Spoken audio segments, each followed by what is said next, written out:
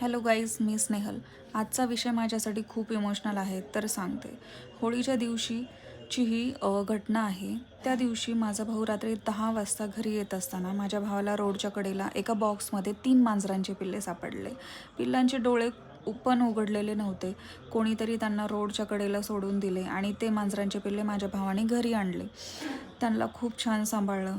माझ्या पप्पांना तर मांजरीचे पिल्लं अजिबात आवडत नाही, पण तरीही त्यांनी खूप छान सांभाळलं. त्यांना सांभाळण्यासाठी त्यांनी खूप एफर्ट्स घेतले माझ्या पप्पांनी सुद्धा. त्यांचा जन्म झाला आणि रोडला सोडून दिले. किती क्रूर प्रकारचे लोक असतात या जगात खरंच. त्यांना आईपासून तोडण्यात आलं. पण असो, आज ते मांजरांचे पिल्लं 6 महिन्यांचे झाले आहेत. पण अडचण अशी आहे की सध्या घर चेंज करण्याचं चालू आहे आणि सध्या सर्वांचे जॉब चालू आहेत. त्यामुळे त्या पिल्लांना सांभाळण्यासाठी कोणीही अवेलेबल नाही आहे घरी. तर कोणालाही क्यूट आणि छान अशी मांजरांची पिल्ले जर पाहिजे असतील तर प्लीज मला कमेंट करा. 3 मांजरांची पिल्लं आहेत आणि ते खूप शिस्त, म्हणजे खूप शिस्त सध्या शिकवलेली आहे त्यांना. म्हणजे शी सू वगैरे ते त्यांच्या जागेवरती जाऊन करतात. कुठेही घरात घाण करत नाही आहेत.